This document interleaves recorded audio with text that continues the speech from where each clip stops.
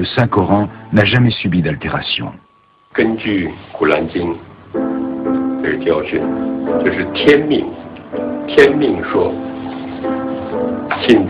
Un des commandements de Dieu dans le Coran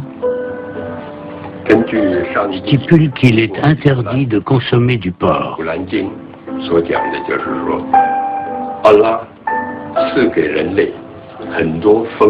Allah concède aux hommes une multitude de boissons et d'aliments aussi nourrissants que délicieux. Les musulmans ont toutefois l'interdiction de consommer du porc, du sang et tout animal mort de cause naturelle ou de maladie. Si les musulmans ne consomment pas de porc, c'est pour respecter ce commandement.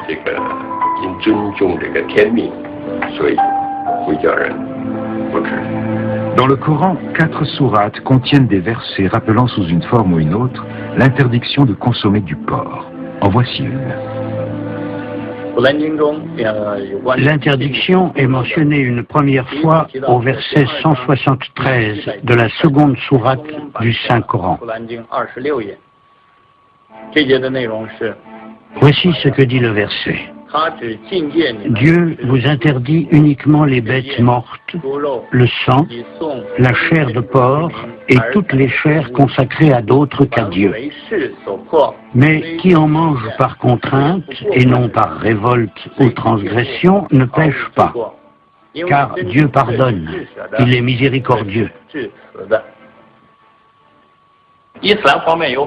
Bon nombre de publications expliquent les raisons pour lesquelles les musulmans ne sont pas autorisés à consommer du porc. Même si c'est un commandement du Coran, il faut une explication. Si l'on se réfère au recueil Materia Medica de Li Shizen, l'auteur rapporte que la nature des porcs est mauvaise. Dans son ouvrage, il suggère que les porcs ont des propriétés nuisibles qui peuvent provoquer des infections.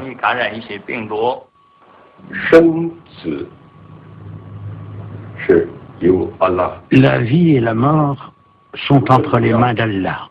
Allah nous autorise à sacrifier un animal pour nous nourrir, mais il faut d'abord invoquer le nom d'Allah avant de tuer l'animal.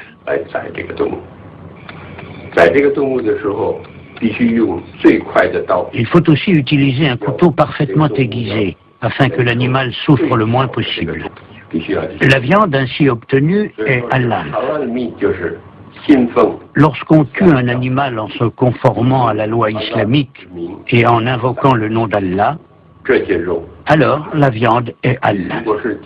Sinon, elle ne l'est pas. Il faut respecter cette procédure, sinon la viande n'est pas halal.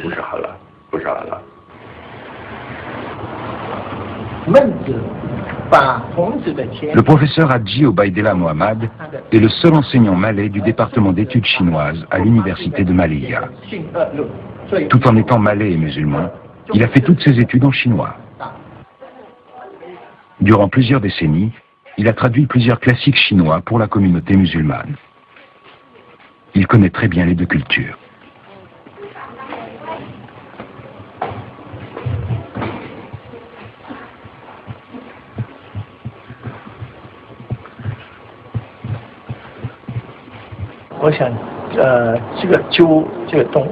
Les règles musulmanes interdisent la consommation du porc, ainsi que de tout produit dérivé du porc. Dans le Coran, cette interdiction est clairement réitérée. Tous les musulmans doivent respecter cette règle scrupuleusement. La mauvaise impression que les Chinois ont de la religion musulmane vient du fait qu'elle interdit la consommation du porc. C'est une des rares choses qu'ils connaissent de l'islam. La loi islamique autorise aussi un homme à avoir jusqu'à 4 épouses.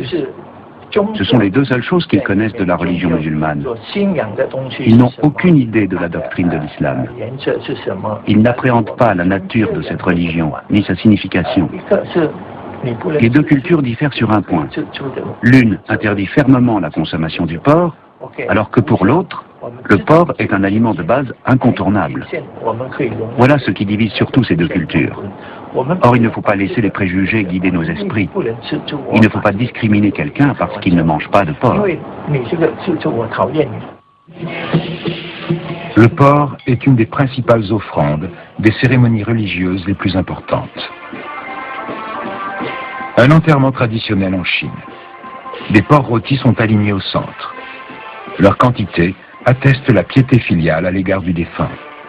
Elle symbolise aussi le statut social et la prospérité du défunt, ainsi que la réputation de la famille.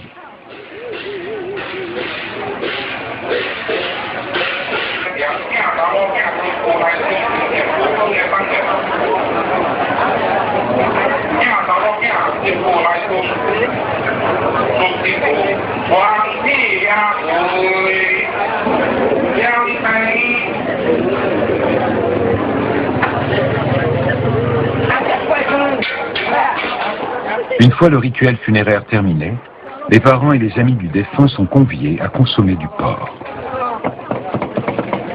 Pour les Chinois, le porc n'est pas seulement une source de nourriture.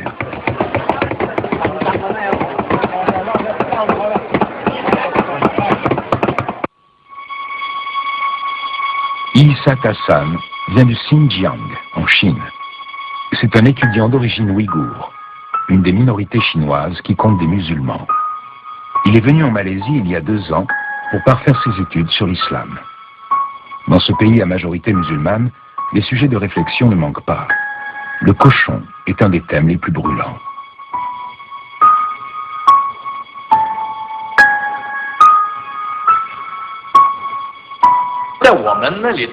Dans la région d'où je viens, la viande de cochon est un sujet tout aussi sensible. Nous avons également vécu quantité de conflits raciaux et religieux. Ils ont le plus souvent lieu entre les Ouïghours et les Chinois Han. Les conflits et les hostilités dues à la viande de porc sont très fréquents.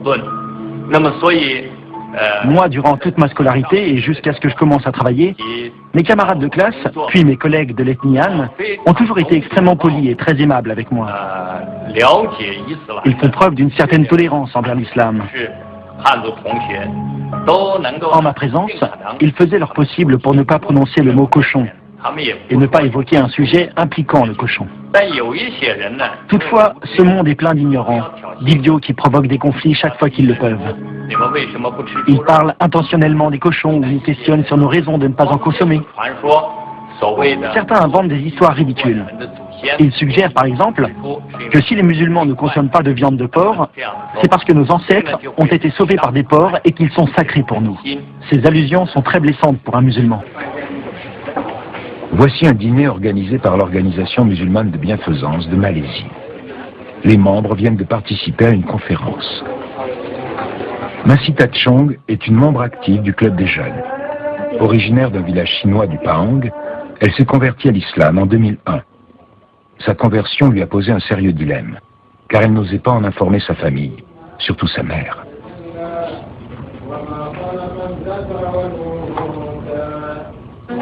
Lorsque je me suis convertie à l'islam, je n'osais pas le dire à ma mère. Je craignais surtout sa désapprobation. Je redoutais ses reproches.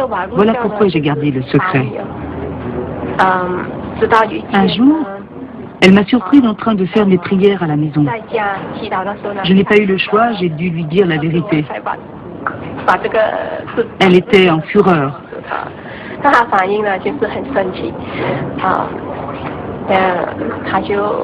Elle m'a dit des mots blessants. J'étais très triste.